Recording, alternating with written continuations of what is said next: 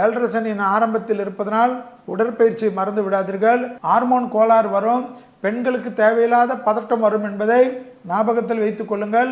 புத்திர சந்தான தடை நீங்கும், சுபகாரிய தடைகள் நீங்கும், சேமிப்பு அதிகரிக்கும், அசையா பொருள் சேர்க்கை ஏற்படும். டெம்பிள் எக்ஸ்பிரஸ் நேயர்கள் அனைவருக்கும் இனிய தமிழ் புத்தாண்டு நல்வாழ்த்துக்கள்.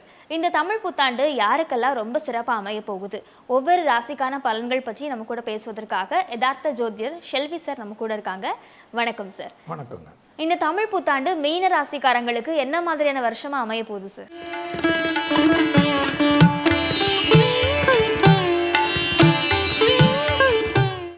அடுத்ததாக பார்க்கக்கூடிய கடைசி ராசிக்காரர்கள் மீன ராசிக்காரர்கள்.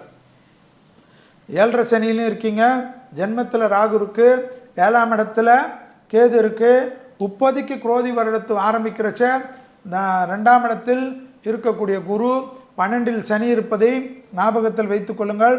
3 நரசிம்மர், சிங்கர்குடி நரசிம்மர், பூவரசங்குப்பம் நரசிம்மர், பரிக்கல் நரசிம்மர், ஒரே நேர்கோடு நரசிம்மரை ஒரு நாள் சென்று தரிசனம் பண்ணாலே அந்த 3 கோயிலுக்கும் உங்களால் முடிஞ்ச 50 கிராம் பசுனை கொடுத்தாலும் சரி, இல்லை 5 கிலோ பசுனை கொடுத்தாலும் சரி, உங்கள் வாழ்க்கை மேன்மையினையும் நரசிம்மர் காயத்ரி விடாமல் சொல்வது ஏற்றத்தை ஏற்படுத்தி தரும். ஏழரை சனியின் ஆரம்பத்தில் இருப்பதனால் உடற்பயிற்சி மறந்து விடாதீர்கள். தேக ஆரோக்கியத்தில் வயிறும் பிரச்சனை பண்ணும், ஜாயின்ட் பெயினும் பிரச்சனை பண்ணும், பல்லும் பிரச்சனை பண்ணும், கால்சியம் தொந்தரவு வரும், ஹார்மோன் கோளாறு வரும், பெண்களுக்கு தேவையில்லாத பதட்டம் வரும் என்பதை ஞாபகத்தில் வைத்துக் கொள்ளுங்கள். ஸ்கின் அலர்ஜி அதிகமாக ஏற்படக்கூடிய ராசிக்காரர்களில் மீன ராசிக்காரர்கள் காணப்படுவது தான் ஆச்சரியமாக இருக்கும். அதே சமயம் கல்யாண தடை நீங்கும், புத்திர சந்தான தடை நீங்கும், சுபகாரிய தடைகள் நீங்கும், பெற்றோர் பெரியவர்களுக்கு உங்களுக்கு இருந்த கஷ்டங்கள் தீரும், பணத்தட்டுப்பாடு தீரும், கொடுக்கல் வாங்கலில் உங்களுக்கு இருந்த பிரச்சனை தீரும், சேமிப்பு அதிகரிக்கும், அசையா பொருள் சேர்க்கை ஏற்படும், வசதிகளை பெருக்கிக் கொள்ளக்கூடிய அமைப்பு ஏற்படும், வண்டிகளில் அதிகமான மாற்றத்தை ஏற்படுத்தக்கூடிய ராசிக்காரர்களில் மீன ராசிக்காரர்கள் வருவார்கள். மன அழுத்தம் இருக்கும், அதனால தான் எக்ஸசைஸ் பண்ணணும், மெடிடேஷன் பண்ணணும், நரசிம்மர் காயத்ரி கேட்கணும், நரசிம்மரை விடவே கூடாது. பக்கத்தில் இருக்கக்கூடிய கோயிலில் மாதத்துக்கு ஒரு நாள் பானகத்துக்கு பணம் கட்டுதோ இல்லது வெள்ளம் வாங்கி கொடுக்குறதோ இதெல்லாம் உங்கள் வாழ்க்கையை மேன்மைப்படுத்தக்கூடிய அமைப்பு ஏற்படும் என்பதை மீனராசிக்காரர்கள் ஞாபகத்தில் வைத்து கொள்ள வேண்டும். கண்டிப்பாக நரசிம்மர் காயத்ரி உச்சாடனை கேட்பது டெய்லி 11 முறை லூப்பில் போட்டு விட்டு கேட்டுகிட்டே போங்க. வண்டியில் போகிறச்ச கேளுங்க, ட்ராவல் பண்ணுறச்ச கேளுங்க, எப்படியா இருந்தாலும் 1 மணி நேரம் ட்ராவல் எல்லாருக்கும் இருக்குது, காதில் வச்சுன்னு அது பாட்டு கேட்டுன்னு போங்க. ஓஹோ என்று வரவு இருக்கக்கூடிய அற்புதமான அமைப்பு ஏற்படும். பிரிந்த தம்பதியினர் ஒன்று சேரக்கூடிய அமைப்பு ஏற்படும். குடும்பத்தில் நிம்மதி காணப்படும். 2 கட்டலாக மாறின வீடு ஒரே கட்டலாக இருக்கக்கூடிய அமைப்பு ஏற்படும். குழந்தைங்களுக்கு தேவையான விஷயத்தை செய்து முடிப்பீர்கள். பெற்றோர்களுக்கு ரொம்ப நாளாக இருந்த கஷ்டத்தை தீர்த்து கொடுப்பீங்க. பெற்றோர்களுக்கும் உங்களுக்கும் இருந்த தகராறு தீரும்.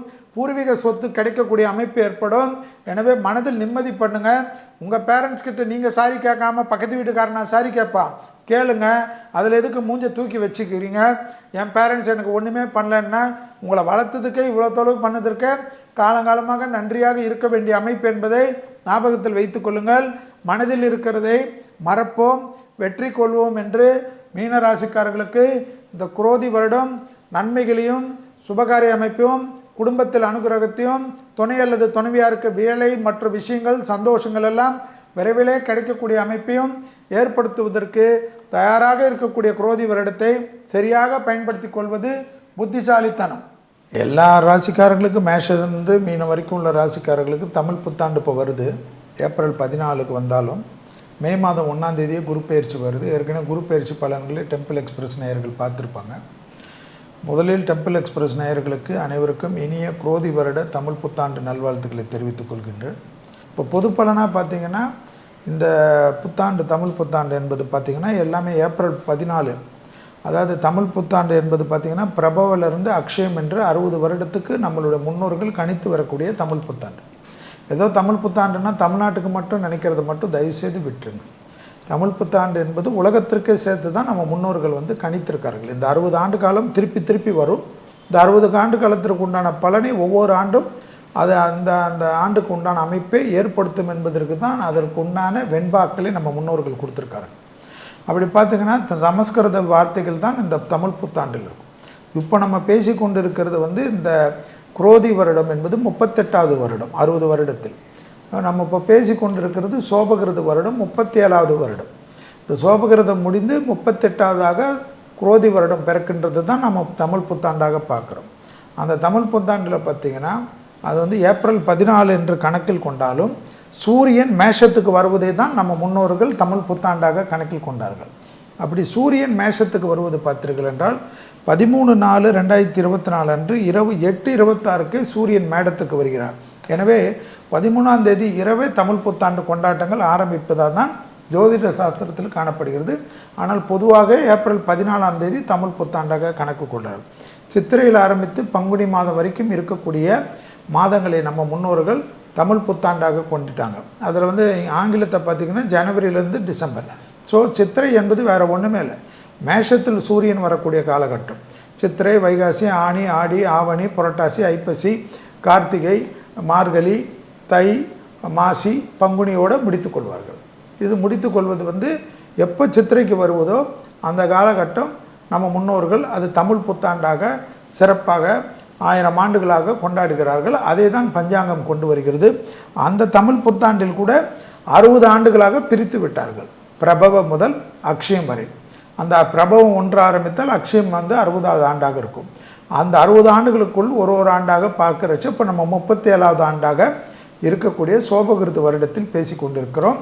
அடுத்ததாக 38வது வருடமாக 38வது ஆக இருக்கக்கூடிய குரோதி வருடத்தில் நாம் உள்ளே நுழைகிறோம் என்பது தான் தமிழ் புத்தாண்டு. குரோதி வருடத்தில் பார்த்தீர்கள் என்றால் அதாவது பஞ்சம் இருக்கும் என்பது பொது விதி, மக்கள் கொள்ளையடிப்பார்கள் என்பது அடுத்த விதி. மக்கள் கொள்ளையடிப்பார்கள்னா என்ன பிரச்சனை? பணம் இருக்காது, வேலை வாய்ப்பு இருக்காது.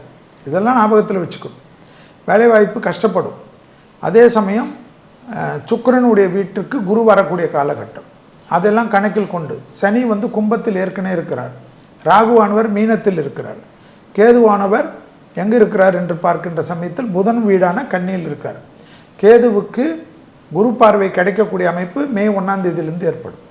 அப்போ என்ன ஆகும்னா ஆன்மீக தேடல் அதிகமாகும்.